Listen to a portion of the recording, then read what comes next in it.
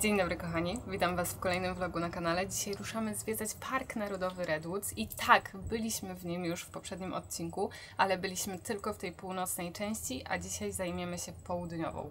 Zanim tam jednak dotrzemy, to musimy zajechać do jednego sklepu, ponieważ potrzebujemy makaron, bo w najbliższych dniach będziemy stać w jednym miejscu i nie mamy makaronu, a potrzebujemy do spaghetti, także rozumiecie, priorytety. Jak się na mapie wyszuka sklepów spożywczych w okolicy, to jednym z nich jest stacja benzynowa. Dzień dobry. Dzień dobry. Obczaj furę. Wy obczajcie furę. A jaki pies jest w środku? Widzę ucho. Pitbull. A co to za fura? Dodge Diplomat, dwudrzwiowy. Już obczaiłem. Zapisuję na moją listę kolekcji starych samochodów kiedyś. A co to jest? No super. Bingo! Mamy wszystko, czego potrzebowaliśmy. Mamy też rzeczy, których nie potrzebowaliśmy. I ruszamy w drogę. Powinniśmy jechać na południe, ale cofniemy się 3 minuty wstecz, ponieważ przed chwilą, jadąc na tą stację benzynową, zauważyliśmy sklep, który zaintrygował nas jednym hasłem, więc chcielibyśmy się wrócić, kupić to i zaintrygować również Was. Kubki w dłoń. Pijecie kawę właśnie, czy nie?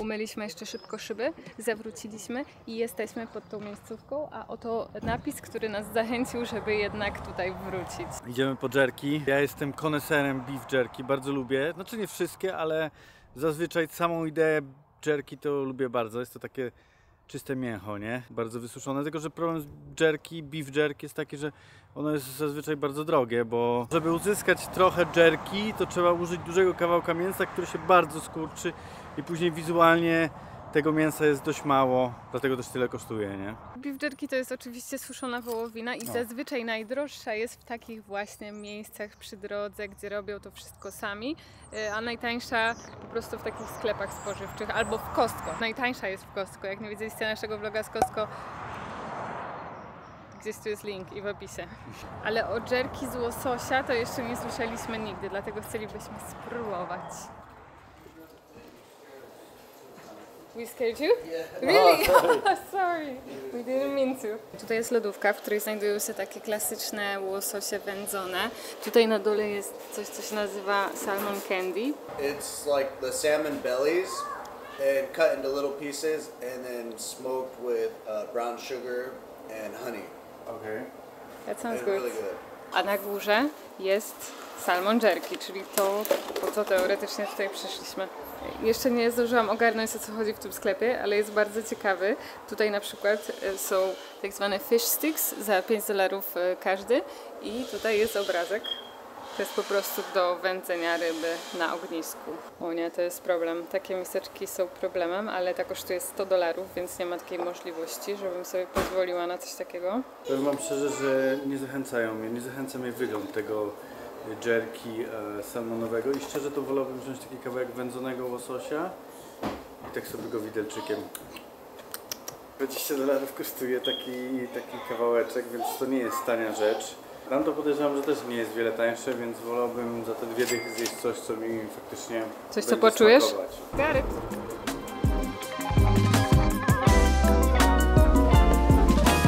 Jesteśmy z powrotem. Wjechaliśmy sobie na drogę, która nazywa się Newton Beach Rural Scenic Parkway i zaparkowaliśmy na tle największego drzewa, żeby było je widać w tle i go nie widać. No ale dobra, nieważne. Przygotowałam nam tego łososia. Ostatecznie nie wzięliśmy w ogóle tego jerky, co było jakby całym zamysłem. No ono mnie nie zachęcało. Mnie najbardziej nie zachęcała cena, tak szczerze mówiąc. A mnie, ja jestem troszeczkę francuski piesek, jeśli chodzi o konsystencję. No przecież to było Nie, to było, jerky. nie, to było takie mokre. Nie, to Tak, było bo ja to jerky, dotyka... Nie, to nie było suszone jerky. Nie. mięso. No ale ostatecznie wzięliśmy takiego suszonego, wędzonego łososia, to jest przysmak świata, no każdy to przecież lubi. Wzięliśmy lemon pepper, aczkolwiek pan nam bardzo polecał. Nie, pan nam polecał to, a ja chciałem wziąć hot and spicy. I on nam polecał jeszcze salmon candy, czyli taki w brązowym cukrze i w miodzie. I stwierdziłam, że może spróbujemy to właśnie sobie zjeść na takich krakersikach z serkiem, z ziołami i z czosnkiem. Taka konsystencja jak lubię. Cheers.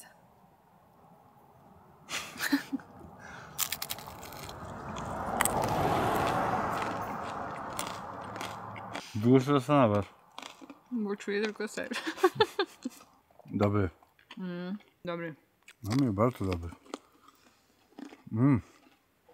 To jest to. Oh my god.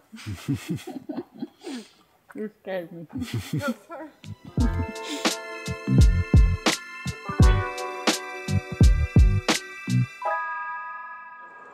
Okazało się, że zaparkowaliśmy autobus centralnie na początku jakiejś traski, więc uznaliśmy, że przetuptamy tą traskę, żeby rozchodzić łososia. Wiecie, o co chodzi? Może naszym zapachem przyciągniemy jakiegoś niedźwiedzia? No to już jest takie klasyczne po prostu wejście w las. Tu nie ma chyba raczej... Znaczy jest taka niby ścieżka, ale to nie jest oficjalny trail.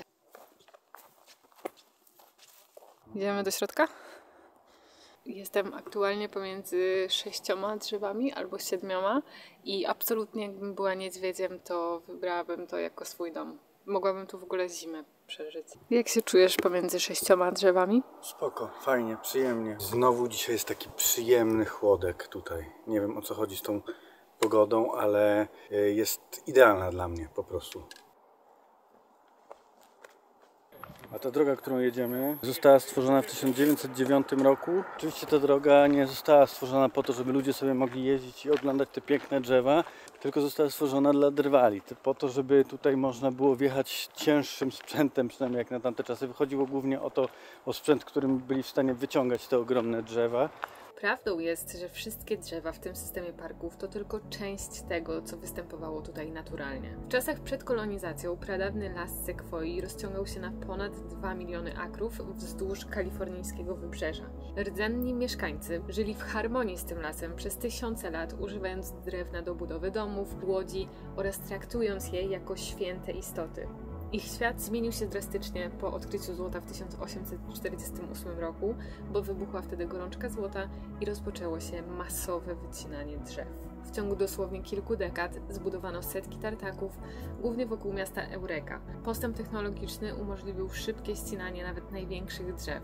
Przemysł drzewny stał się jednym z głównych motorów rozwoju Kalifornii. Drewno z sekwoi było cenione za trwałość, za odporność na ogień oraz gnicie. Używano go m.in. do odbudowy San Francisco po pożarach, do budowy domów, mostów oraz linii kolejowych. Skutki tego wszystkiego były katastrofalne, bo do 1960 roku wycięto około 90% pradawnego lasu. W odpowiedzi na ten kryzys w 1918 roku powołano organizację Save the Redwoods League, która rozpoczęła wykupywanie terenów leśnych dla ich ochrony. W 1968 roku utworzono Redwood National Park, ale dopiero w 1978 w wyniku presji społecznej park został rozszerzony, by skuteczniej chronić pozostałe tereny. Ta droga, którą jedziemy, ta Newton Drury, czy jak ona się tam nazywa, jest bardzo piękna, ale nie ma ona, po prostu nie porównuje się w ogóle do tej, którą robiliśmy w poprzednim odcinku. Przede wszystkim ze względu na to, że to jest droga asfaltowa, szeroka, z poboczem, wiecie o co chodzi, nie ma tej emocji. Zatrzymaliśmy się, bo idziemy zobaczyć Big Tree. Generalnie jest tutaj bardzo dużo Big Tree, ale to jest jakieś takie wyjątkowe, spektakularne, otoczone płotkiem, jest jakiś tam napis, więc idziemy sprawdzić. Co pokazujesz? Że tam gdzieś w tym lesie jest Visitor Center. A ja wam pokazuję, wiadomo chyba co, nie? Kosze na śmieci. Pozwólcie, że nie będę już tłumaczyć po raz setny. Dobra, wytłumaczę, może ktoś nie wie. To są niedźwiedzie. To są kosze takie niedźwiedzioodporne, żeby niedźwiedź sobie nie otworzył i nie wyżerał z niego. O, jest co. Jest to wyżerać? Pokaż. Jest co wyżerać. Może mu uchylimy, co? Michał. Na terenie większości parku nie można mieć ze sobą psów. Jest kilka dosłownie szlaków, na których psy mogą być na smyczy. Tak poza tym raczej niedozwolone ze względu na niedźwiedzia. Jesteśmy tu, idziemy tu. W ostatnim filmie już pokazywaliśmy wam ten fenomen w lesie Redwoods. My go spotykamy często tutaj, przemierzając te ścieżki. Tutaj mamy kolejny przykład, powalone drzewo, na którym wyrosło nowe drzewo i oplotło go korzeniami. Tego naprawdę tutaj jest dużo. Dotarliśmy pod Big Tree, jak widać. Nie tylko my tutaj dotarliśmy. Pod tym drzewem, jako jedynym, które widzieliśmy do tej pory, jest tabliczka z informacjami dokładnymi na jego temat. I jeśli chodzi o jego wysokość, to ma ono 87 metrów, 7 metrów średnicy oraz prawie 23 metry w obwodzie. A jeśli chodzi o szacowany wiek, to jest to 1500 lat. To drzewo nie bez powodu zostało tak opisane. Chodzi o to, że jest to prawdopodobnie jedno z najstarszych drzew właśnie w tym lesie. Tutaj mamy takie tabliczki, patrzymy przez te rurki na to, co jest opisane na tej tabliczce. I tutaj na przykład jest opisane to, że na tym drzewie w którymś momencie została zniszczona kora albo przez wiatr, albo przez pożar. I w tym miejscu, gdzie ta kora została zniszczona, to drzewo wypuściło nową taką jakby gałąź, która jest tak naprawdę takim prawie drzewem, bo jest wielkości większości... Normalnych drzew. Tak, bo jest większe niż większość tutaj normalnych drzew, które są na ziemi. Jest jeszcze tutaj napisane, że to drzewo przetrwało kilka pożarów. No i tutaj postawili jeszcze bardzo ważny znak, w którym są pokazane, że tutaj, tam jest duże drzewo, tu jest duże drzewo, tam jest duże drzewo i jeszcze tam jest duże drzewo. Jakby ktoś nie zauważył, nie?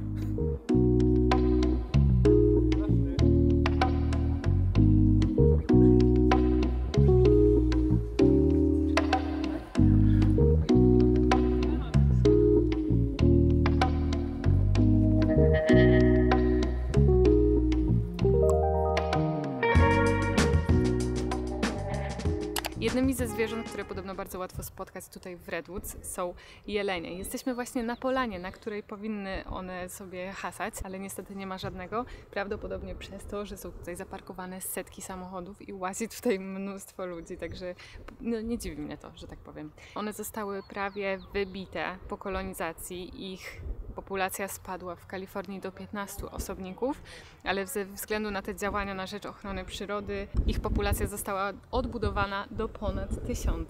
W ogóle jest to gatunek, który nazywa się Roosevelt Elk, czyli jak się domyślacie, nazwę mają po prostu po prezydencie Theodorze Roosevelcie, który był właśnie zwolennikiem ochrony przyrody. I one nieco różnią się od europejskich jeleni, ale generalnie taki samiec może ważyć do 500 kg. Z ciekawostek to dorosły osobnik może zjeść do 7 kg pokarmu. Żywi się przede wszystkim korą, liśćmi paproci oraz trawą. I ze względu na to, że ich tutaj nie ma, to nagrałam dla Was przebitkę w Visitor Center, żebyście wiedzieli, jak one mniej więcej wyglądają.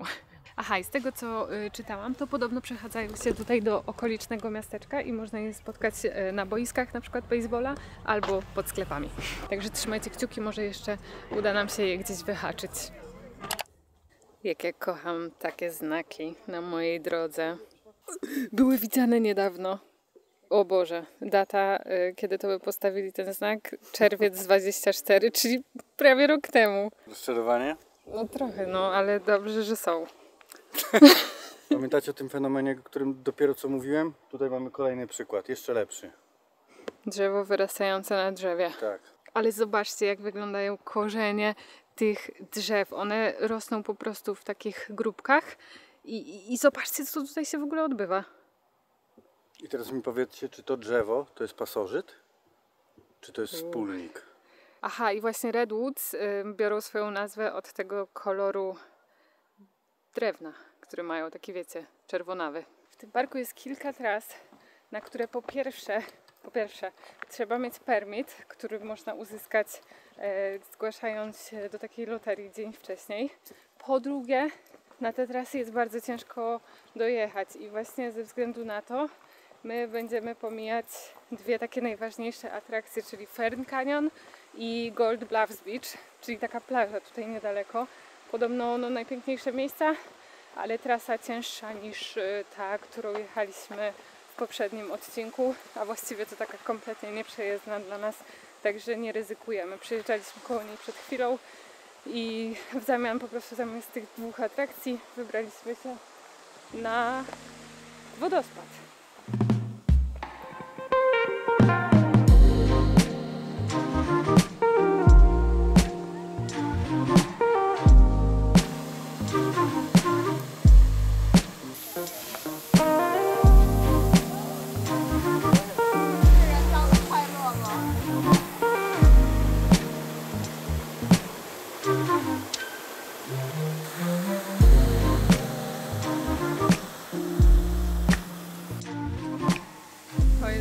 przepiękna kraina. Jest naprawdę ładnie. Sam wodospad ma 10 stóp wysokości, a na trasie tutaj wiosną można spotkać białe trilie. Są to takie kwiaty z 3 płatkami, od których właśnie pochodzi nazwa wodospadu, czyli Trillium Falls. Jeśli chodzi o ten wodospad, no to wodospad jak wodospad, leje się woda, ale ta cała otoczka, te drzewa, ta zieleń, te paprocie, takie ogromne paprocie robią Robotę? Robią robotę, tak. Ja tylko chciałem powiedzieć, że jak ktoś był na Islandii, to widział wszystko, jeśli chodzi o wodospady, a my byliśmy 2 razy, więc ciężko, żeby na nas wodospad zrobił większe wrażenie, ale tutaj robi ta natura wokół wrażenie. No wygląda to jak taki prawdziwy las deszczowy, właśnie chyba przez te paprocie, nie? Tak, tak. No właśnie o tym mówię. Trochę mokro. Od tego momentu Anita będzie zwracać uwagę tylko pod nogi, ponieważ w takim mokrym błotku można wypatrzeć ślady niedźwiedzi. Myślałem, że dlatego, że masz nowe buty. O, to też.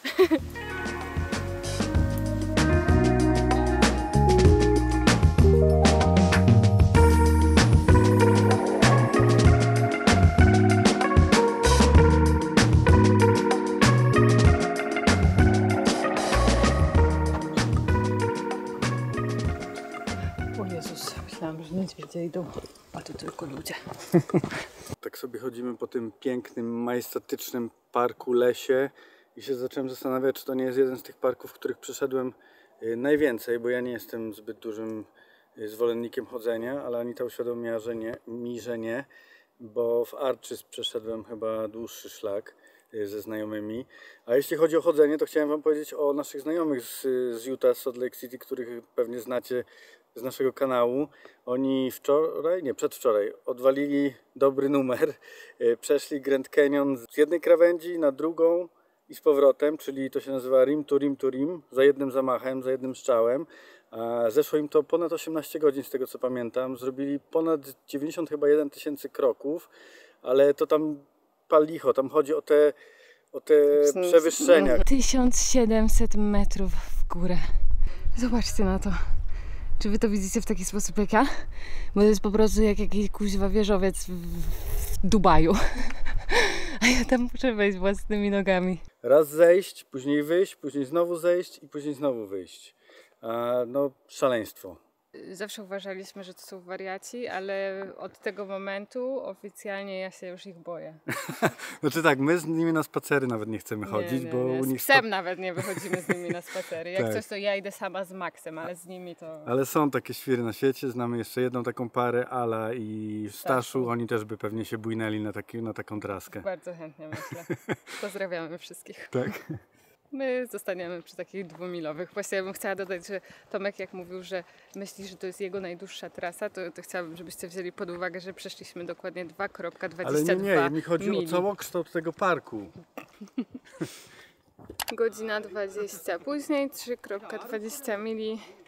Jesteśmy w autobusie. I teraz pytanie do Was. Idziecie z nami na obiad, czy nie? Generalnie nie musicie, nie? Ale jakbyście chcieli, no to zapraszamy.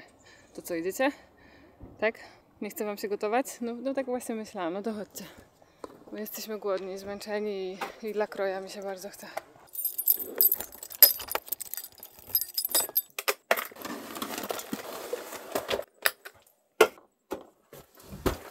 Są momenty, w których jeden lakroj wystarczy na 2 osoby, ale to nie jest ten moment.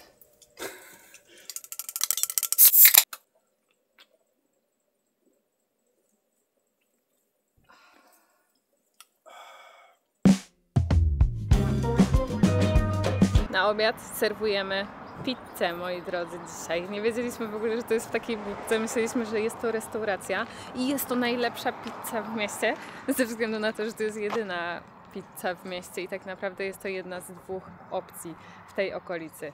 Ale ma 5 gwiazdek na Google Maps, także pewnie będzie pyszna. Ludzie z pizzerii powiedzieli nam, że lokalny listonosz, który tutaj zresztą pracuje obok, w wolnym czasie rzeźbi niedźwiedzie w drewnie. Także można sobie kupić niedźwiedzia za $30, w razie jak się ma taki problem jak ja i się nie zobaczyło prawdziwego w Redwoods. Powiedzieli mi, że wyglądam jak Pedro Pascal. Pedro Pascal? No ale nie wiem, czy ktoś w komentarzach o tym też ostatnio nie pisał. Tak. Tak? Bez kitu. Okej. No nie wiem. Troszkę. Powiedziałbym, że jestem ładniejszy i młodszy. Ty masz brwi i oczy trochę jak on. No właśnie tak. O, jak ciepłe. Zamówiliśmy sobie 2 pizze. Białą i czerwoną. Pepperoni. Biała. Anita w ogóle lubi takie wrzątki jeść. Pić herbatę taką, że jeszcze się w czajniku nie zdążyło skończyć gotować, ona już to pije. Z zupami jest tak samo. Zupa musi być już wrzątek. Ja nie wiem, jak ona to robi tak naprawdę. Dobra. Dobra pizza.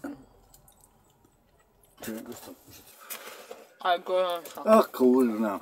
Nie wiem, jak ty to robisz.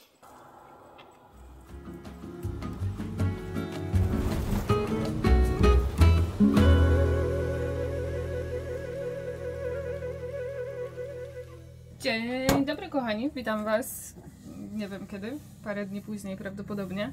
Dzisiaj robimy szalone rzeczy, ponieważ wybieramy się pierwszy raz od lat na campground. My nie robimy takich rzeczy ze względu na to, że nie potrzebujemy. My jesteśmy zupełnie samowystarczalni i jakby żyjemy, wiecie, 24 na dobę od 5 lat w autobusie, więc jakbyśmy mieli jeździć na campgroundy i płacić za każdy od 30 do, nie wiem, $60, to bardzo szybko byśmy zbankrutowali prawdopodobnie.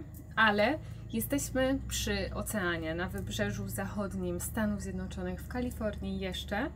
I tutaj jest bardzo ciężko gdziekolwiek parkować. Nawet wszystkie Walmarty mają zakazy, wszelkie takie właśnie miejsca, w których normalnie na terenie Stanów można parkować, jak właśnie Walmart, Cracker Barrel. No tutaj nie można.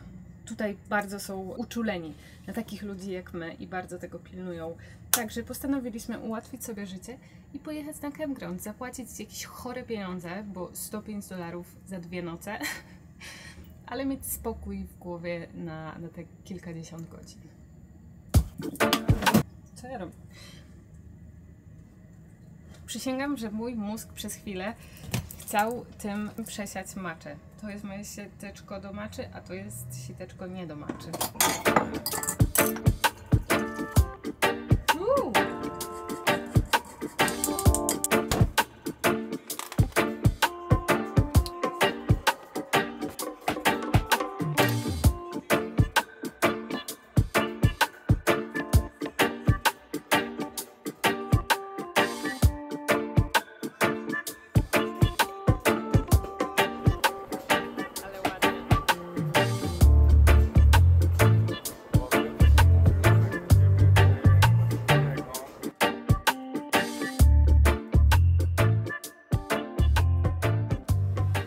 Mamy prawie pusty bak, tankujemy do pełna, bo nigdzie w najbliższym czasie nie będzie takiej ceny paliwa jak jest tutaj. A ja ostatnio jak tankowaliśmy, to wyzerowałem sobie licznik, to sprawdzimy, ile dokładnie nasz autobus pali, bo przejechaliśmy dużo. Excuse me, is the car in neutral when you tow it or how does it Yeah, work? you have to be able to neutralize it. Okay. This particular Jeep, you had to buy the Trailhawk, is the only one that would neutralize in four-wheel drive. Okay. And then the funny thing is, once you do get it neutralized, you have to put it back in park. Oh, Believe it or not, it has to do with lubrications or something. Okay. This is connected to the steering wheel or? Well, no, it just has a tow bar, and it steers itself. Oh, it steers Yeah. itself. With all 4 wheels down. So do you have the key in the ignition? Or? No, because it don't have a locking steering wheel. Oh, okay. And then I have a braking system in it right here, and it's Wi-Fi. Oh, it's hooked to Wi-Fi. Oh wow! Yeah. The brakes and the lights and everything Yeah, is connected it's to the all Wi-Fi. wired. Yeah. Okay. Is it That's expensive to convert it? No, it's not bad. That system there is about $1,100. $1,100. Okay. And then the tow bars, it's another. That's about $1,100 for the tow bar. Yeah. Alright, So it thank you. costs a little. Tutaj koło nas pan sobie tankuje swój wielki, ogromny kamper, taki duży dom na kółkach z kilkoma slajdami i co ciekawe ciągnie z tyłu samochód. I w Stanach jak się ciągnie samochód za kamperem, to praktycznie zawsze ten samochód jedzie na 4 kółkach. Czasami ktoś ciągnie na przyczepie, ale rzadko się to zdarza. Jest to bardzo ciekawy system, bo samochód jest podłączony takim specjalnym hakiem i no nie wiem, wszystko działa, wszystko gra.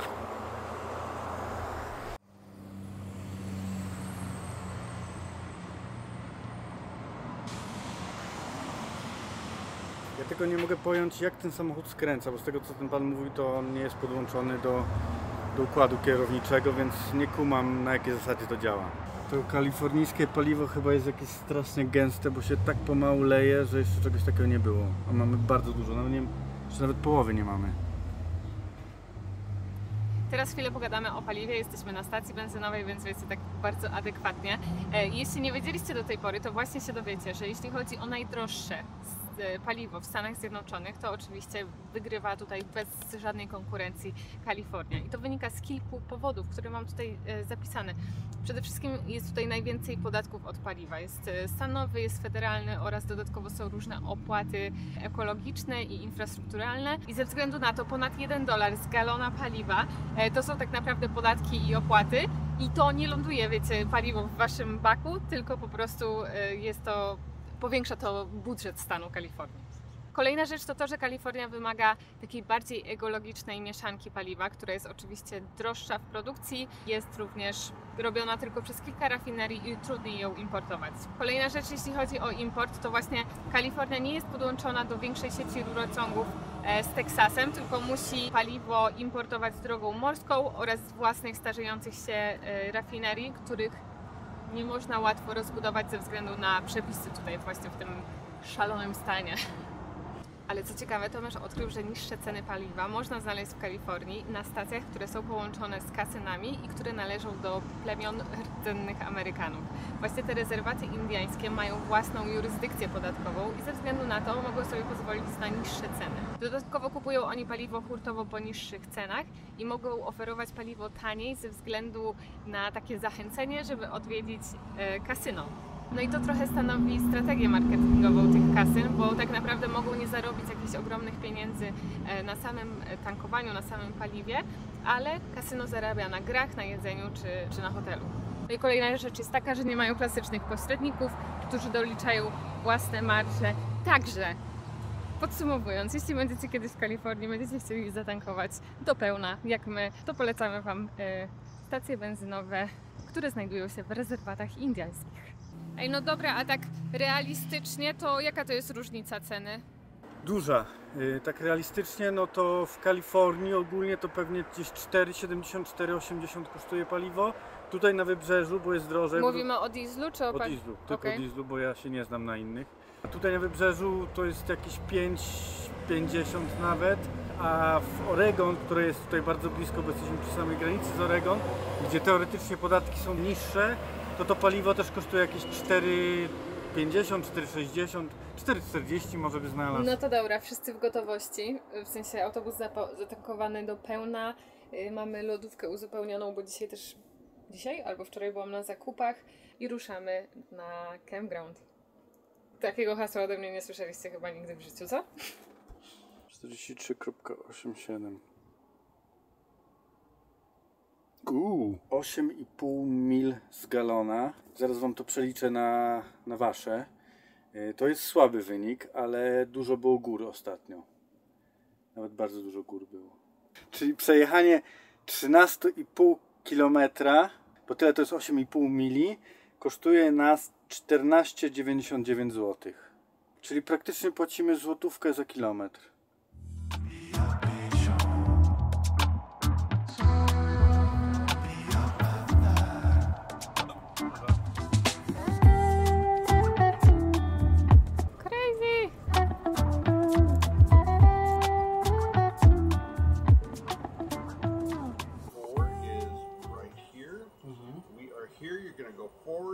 To the left, around the right, back right in. Showers and restrooms are here.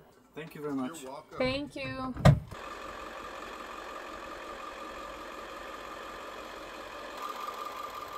Moi drodzy, tego jeszcze nie grali w naszym życiu, żebyśmy my stali w takim miejscu otoczeni kamperami. Ale to nie jest też taki, wiecie, najgorszy rodzaj campgroundów, gdzie ludzie są ustawieni jak po prostu na parkingu pod Walmartem, tylko powiedzmy, że jest trochę miejsca dla każdego z osobna.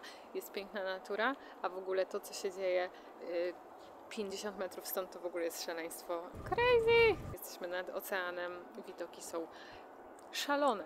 Muszę klocki wyciągnąć, musimy najechać, bo jesteśmy do tyłu, czyli oznacza to co?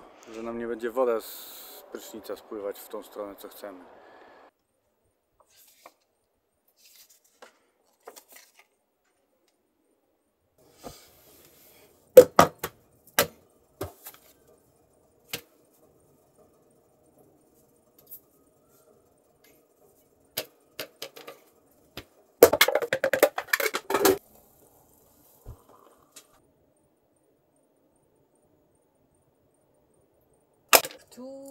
dobry kubek.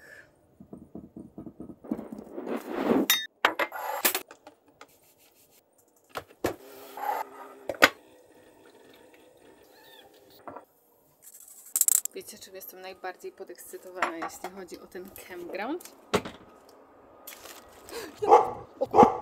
Michał, prawie straciłam życie. Ale miałam panikę, kamera w jednej ręce, kawa w drugiej. Myślałam, że coś zostanie stracone i myślałam, że to ja będę. No więc najbardziej podekscytowana jestem faktem, iż tutaj są kosze na śmieci. Żartuję z jednej strony, a z drugiej trochę nie, bo czekajcie. My ogólnie nie jesteśmy jakimiś takimi ciężkimi ludźmi do zadowolenia, jeśli chodzi o parking na noc, aczkolwiek no wiadomo, uwielbiamy dzikie miejscówki, najlepiej, żeby nikogo nie było w okolicy, nie tak jak tutaj, ale ja strasznie lubię, jak są kosze na śmieci, wtedy się czuję jak w domu, tak mogę wszystkie śmieci wziąć i wynieść na zewnątrz i u nas jest wtedy tak czysto i przytulnie. Prawdopodobnie tego nie rozumiecie, ale po prostu tak mam. Tak poważniej, na to, na co jestem najbardziej podekscytowana, to jest ta ławeczka, bo ostatnio odkryłam, że ja lubię pracować na zewnątrz.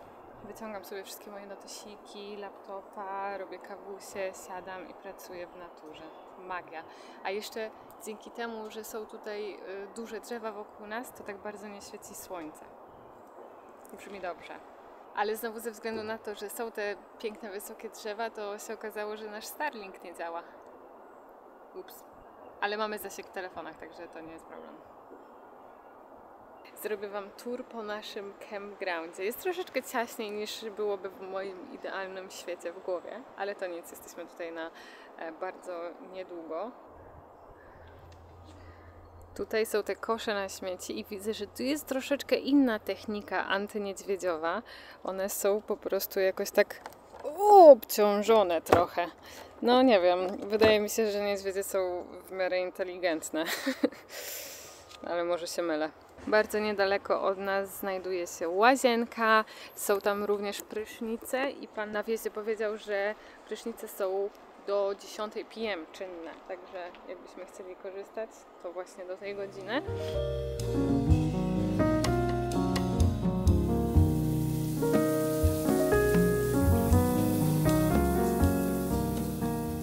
Ten prysznic to była jedna z najprzyjemniejszych rzeczy, jaka przytrafiła mi się w tym miesiącu.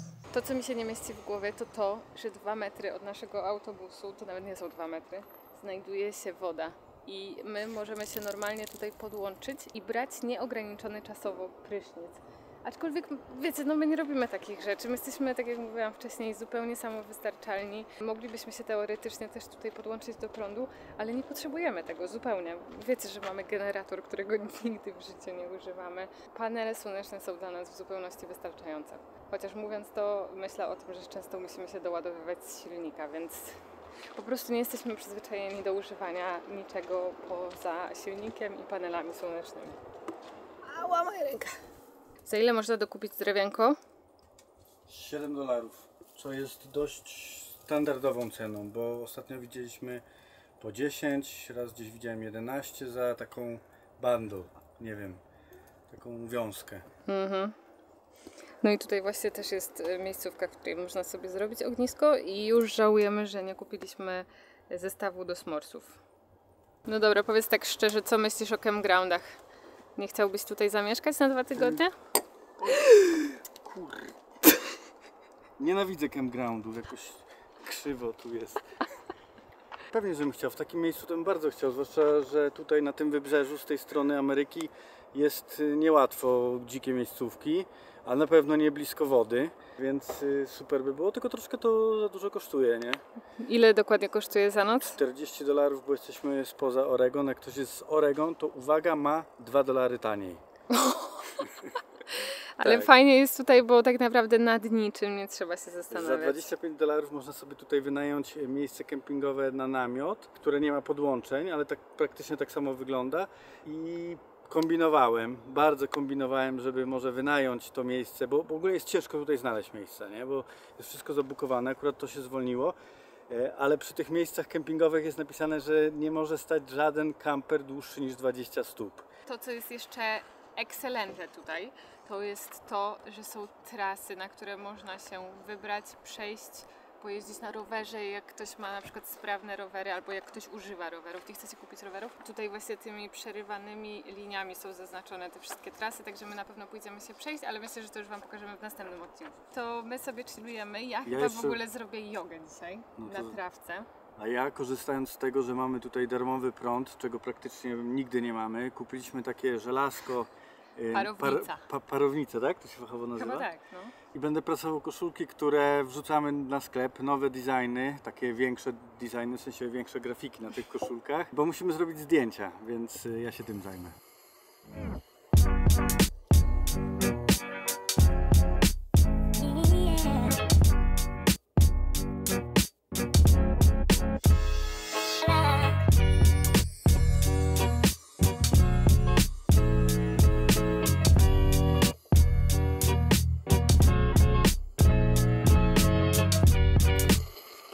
Myślałem, że sobie ułatwię robotę tym parowym żelazkiem, ale to nie do końca robi tak, jakbym chciał. Nie, to nie widać, nie będziecie tego widzieć, ale na zdjęciach prawdopodobnie to będzie widać.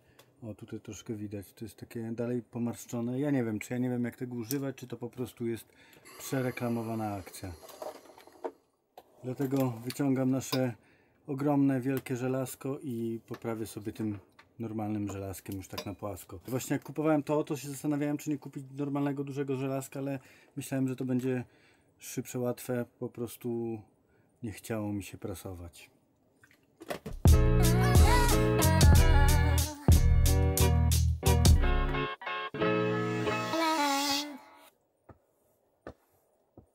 Ogólnie przerobiłem stronę po raz kolejny, bo tak muszę... Tomek średnio co pół roku Tak, mam bardzo dużo fanów przy robieniu tych grafik do strony i w ogóle przerabianiu tej strony, to jest takie moje hobby, więc zapraszam, jak nie chcecie nic kupić, to chociaż zobaczcie, co tam narobiłem.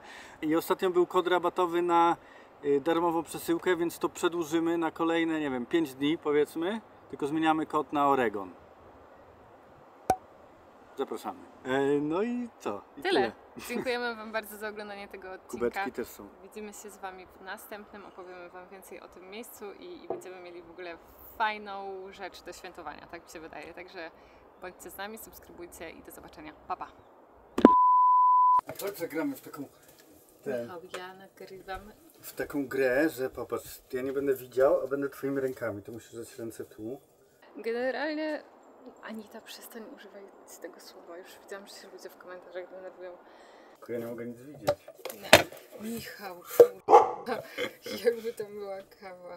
Moi drodzy, przyjechaliśmy właśnie na campground. Jesteśmy właśnie tutaj, na campgroundzie, w tym dokładnie miejscu, gdzie pokazuję na kartce. Dostaliśmy taką mapkę, żebyśmy wiedzieli, żebyśmy się nie zgubili po prostu.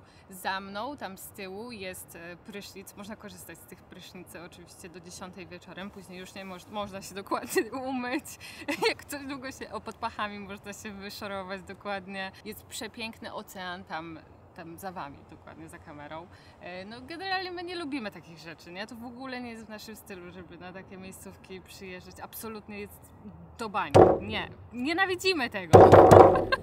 O, Michał, kuźwa, uważaj. Spadły mi już 2 kawałki łososia, a tutaj są niedźwiedzie. Bardzo dobre. A niedźwiedzie lubią łososia.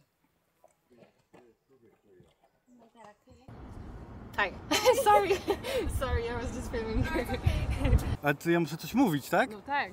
Jeszcze tylko chciałem Wam powiedzieć, że dlatego będę prał te rzeczy, prasował te rzeczy, bo u nas w autobusie nie da się, żeby cokolwiek było proste.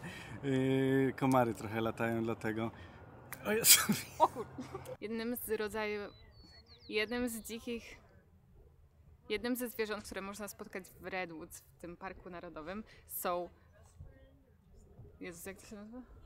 Jelenie.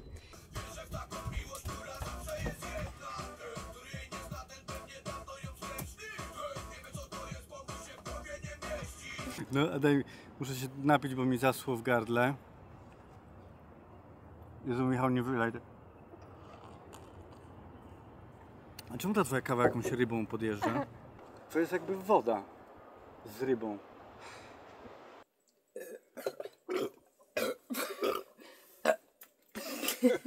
Wygrałaś. Ja już nic nie mam. Wygazowałem się.